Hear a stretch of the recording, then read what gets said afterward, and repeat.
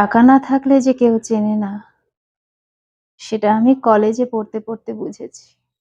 আমি কখনো কলেজে টিফিন নিয়ে যেতাম না। টাকা নিয়ে যেতাম সপ্তাহে হয়তো ২-১ দিন হবে। বাদবাকি সময়টা আমি টিফিনও নিয়ে যেতাম না, টাকাও নিয়ে যেতাম না।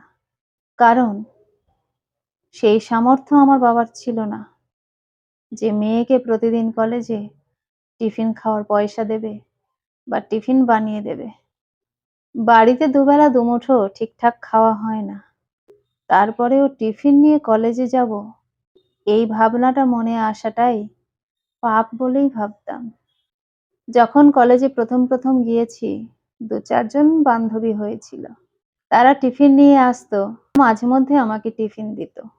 আর আমাকে একই কথা জিজ্ঞেস করত। "তুই টিফিন নিয়ে আসিস না কেন?" আমি তখন তাদেরকে বন্ধু ভেবে সবকিছু বলে দিতাম যে আমাদের আর্থিক অবস্থা এমন। তারা ১ম এই কথাগুলোকে গুরুত্ব দিত। তারপরে বোধহয় তারা বুঝে গিয়েছিল আমার সঙ্গে মিশে তাদের কোনো লাভ নেই। বরং তাদের ক্ষতি। তারা যে টিফিন আনে, আমার সঙ্গে মাঝে, মাঝে শেয়ার করতে হয় তাদের। তাই তারা আস্তে, আস্তে আমার দিক থেকে সরে গেল। মাঝে মধ্যে যখন টাকা নিয়ে যেতাম, তাদের মধ্যে কেউ জিজ্ঞেস করত, "কিরে আজকে টাকা এনেছিস বুঝি?" আমি বলতাম, "হ্যাঁ রে আজকে এনেছি। চল সবাই মিলে মসলা মুড়ি খেয়ে আসি।" তারা বলত, "তুই ওই টাকাটা নিজের কাছে জমিয়ে রাখ। আজকে খাবি, কালকে খাবি, পরশু খাবি। কারণ প্রতিদিন তো তোর বাবার কাছ থেকে টাকা আনতে পারিস না। আমাদের খাওয়াতে হবে না। আমরা টিফিন নিয়ে আসি, টাকা নিয়ে আসি। আমরা আমাদের পছন্দ মতো খাবার খেয়ে নেব। তুই বরং তোর মতো খেয়ে বাদবাকিটা জমিয়ে রাখ।" আমি আর কিছু বলতে পারতাম না। চলে আসতাম। ৳৫ র মসলা মুড়ি খেয়ে ৳৫ রেখে দিতাম। অন্য কোনো একদিন কাজে লেগে যাবে। তারপরে যখন আমি খাবার খেয়ে ক্লাসে ঢুকতাম, শুনতে পেতাম তারা আমাকে নিয়ে আলোচনা করছে। কেউ বলছে, "কি ৳২-১০ এনেছে তাই নিয়ে নাকি আমাদেরকে খাওয়াবে, ভাবতে পারিস? ওই ৳২-১০ র খাবার ও কি খাবে আর আমরা কি খাবো?" আবার কেউ বলতো, "আসলে ওসব কিছু নয় রে, সব অভিনয়। ও যদি বলে টাকা নিয়ে আসিনি, তাহলে আমরা ওকে খেতে দেবো ভালো-মন্দ। সেই লোভে পড়েই বলে আমি টাকা আনি না। আমার বাবার ক্ষমতা নেই টাকা দেওয়ার। ও সব বুঝি, ও সব নাটক বুঝলি?" এই কথাটা শোনার পর আমি ওদেরকে এড়িয়ে চলতে লাগলাম। এখন আমি আর ওদের কাছে বসি না। আমি আমার মতো আলাদা সাইডে বসি। ওরা ওদের মতো থাকে, আমি আমার মতো থাকি। ওরা যখন দেখলো ওদেরকে আমি এভয়েড করে চলছি, কেউ প্রশ্ন করত, "কিরে, তুই আমাদের কাছে আর বসছিস না কি ব্যাপার? তোর বাবা বুঝি এখন অনেক টাকা পয়সা দিচ্ছে, তাই আমাদেরকে খাওয়াবি না বলে দূরে, দূরে বসছিস?" ক্লাস ভর্তি ছেলেমেয়ের সামনে যখন এরকম কথা শুনি, মাথাটা খুব গরম হয়ে যায়। আবার মনে খুব কষ্টও পাই। খুব অপমানে লাগে আমার।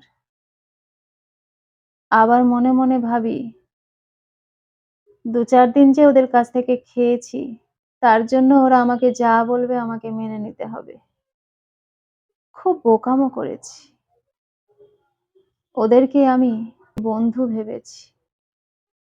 বন্ধু ভেবে নিজের সমস্ত দুঃখের কথা ওদের সঙ্গে শেয়ার করেছি। এটাই হয়েছে আমার সবথেকে বড় ভুল। বড়লোকেরা যে কখনো গরিবের বন্ধু হতে পারে না, সেটা আমি আগে ভাবিনি। তবে অনেক ঘটনা আমি শুনেছি ছোট থেকে। এমন অনেক মানুষ আছে যারা কত বড়লোক, কিন্তু তারা অনেক গরিবের পাশে এসে দাঁড়ায়, বন্ধু করে নেয়। তার থেকেই আমি ভেবেছিলাম হয়তো এরাও আমার মনের কষ্টটা বুঝবে, আমার সবকিছু জানার পর। কিন্তু আমার ধারণা যে এভাবে ভুল হয়ে যাবে আমি ভাবিনি। ওরা প্রত্যেকে বড়লোকের মেয়ে। প্রতিদিন কত টিফিন নিয়ে আসে ভালো-মন্দ।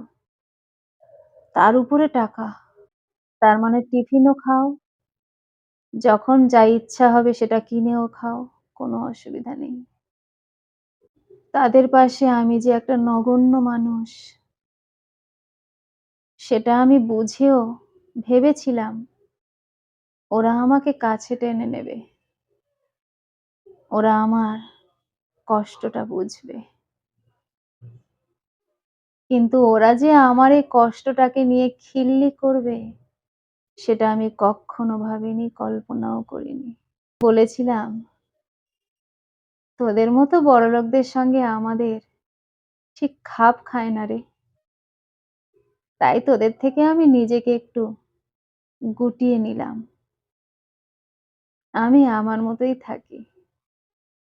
গরিব মানুষ তো, তাই গরিবের সঙ্গে বড়লোকের বন্ধুত্ব কখনো হয় না।" ওরা আমার কথা শুনে খানিকটা থমকে গিয়েছিল। আমার কথা শুনে ওদের মুখটা যেন কেমন ফ্যাকাশে হয়ে গেছিল। তারপর থেকে দিনের পর দিন ওরা দেখেছে টিফিনের সময় আমি ক্লাসের মধ্যেই বইয়ে মুখ গুজে বসে থাকি। কেউ আমাকে আবারও ডাকার চেষ্টা করেছিল।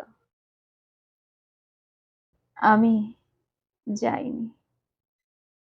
মানুষ একবার ঠকে, বারবার ঠকতে কে চায়? যতই গরিব মানুষ হই না কেন, এই বোধ বুদ্ধিটা তো আমার আছে। একবার যেখান থেকে ঠকেছি, সেখানে আর নয়। কলমে ও কণ্ঠে, সোমা।